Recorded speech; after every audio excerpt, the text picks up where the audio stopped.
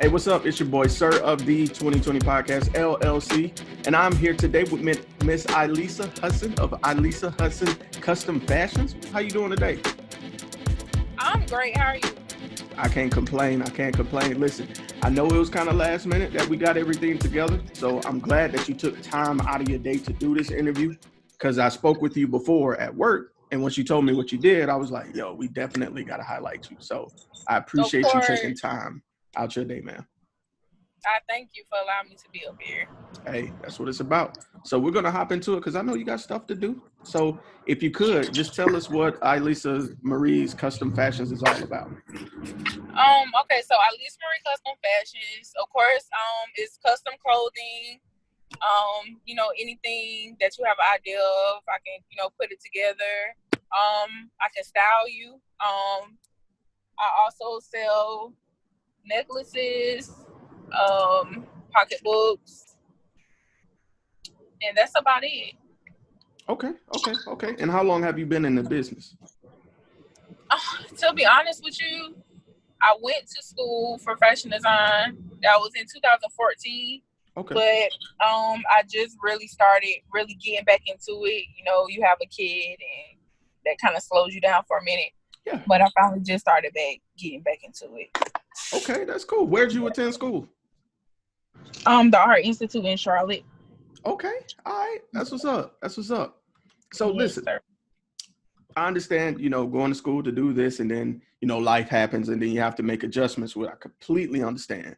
So let me ask you, what really inspired you to get back into being an entrepreneur? Just being a mom, you focus, that's your number one priority, but you also have to focus on yourself. And that's my number one passion. Clothing, fashion, styling people, styling myself, putting different things together, sewing, just being able to create with clothing. I'm sorry. That's my passion.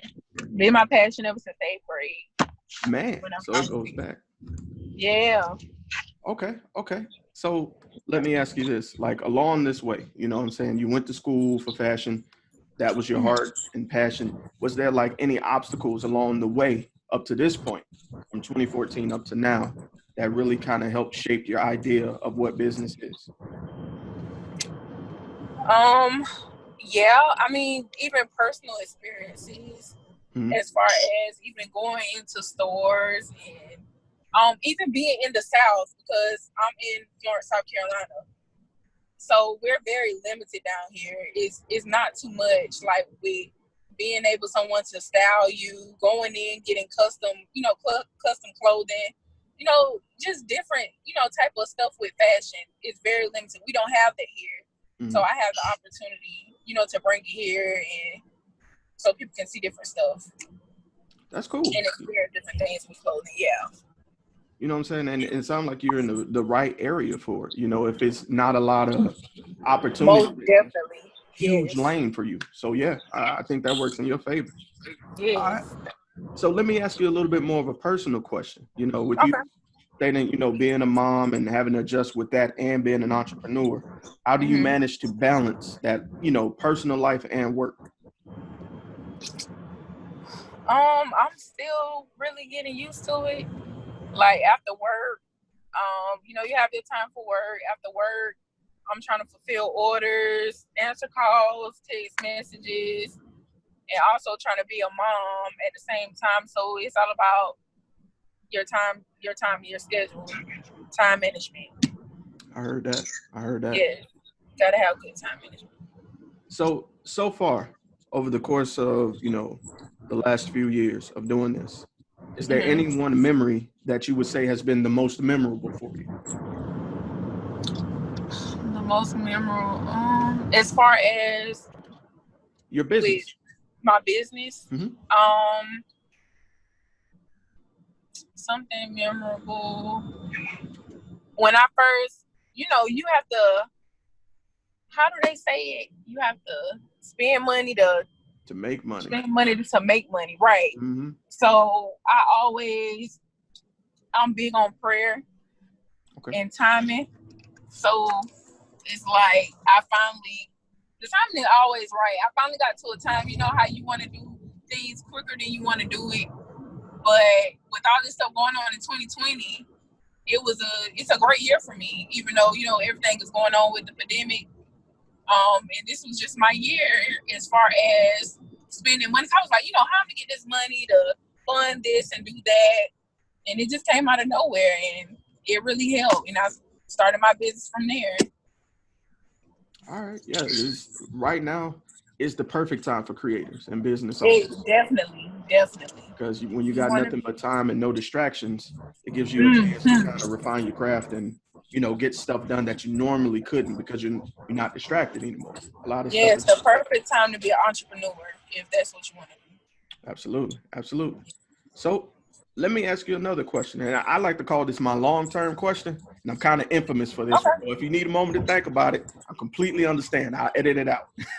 So where would you like to see yourself in your business? And hell, we even add to it as a mom in the next 1 year, in the next 3 years, and then in the next 10 years. Where I like to see myself with my business. Mm-hmm. As far as my business, I want to bring something to the South in Florence, South Carolina, where I got a lot of stuff I want to do with my business. I'm never even gonna lie to you. Like, I want to create like a one-stop shop in South Carolina, to be honest with you. Like I said, you can get styled. You can come get your hair done, get your nails done. You can come get the eyelash extensions, an online franchise as well I want to do. And I also, you know, want to branch out to other cities once I, you know, get everything that I want in South Carolina. Okay. All right. You better do it. I like ambition, man. Branching out is always key. Growth is the end goal at the end of the day. So I like to hear that. So, Miss Ileasa, this is my last question. Okay. It's a question for you, but it's really dedicated to the people that's listening to this interview, whether they're watching or listening on the radio, YouTube, iHeartRadio, whatever it may be. Okay. The hardest thing you could do is take an idea that you have and share it with the world. It's also the scariest. Okay. What words of encouragement would you have for somebody that's listening to this right now who has their own idea, but they're afraid to share it? I would say never be afraid to share and never feel like, oh, I don't want to do this because they're doing it and we have the same thing. You have different paper towels. You have Bounty, name another. You have different brands of paper towels, different brands of lotions, different brands of body wash. It's all about who's the best, you know, and what people prefer. It's no competition. Don't be afraid. Heard that. I'm going to snap to that because that was deep. Yep. And always keep buying first. People say it all the time, but and always treat your customers with respect. Always, because you wouldn't be nowhere without your customer. Well, God first and your customer second. Those are your two biggest. Yeah. Okay.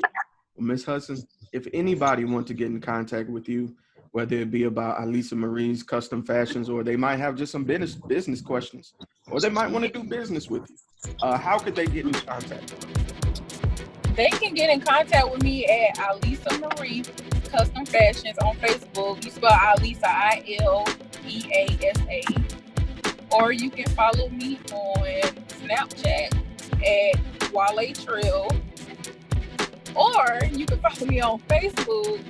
Well, my other page, Ileasa Hudson. All right.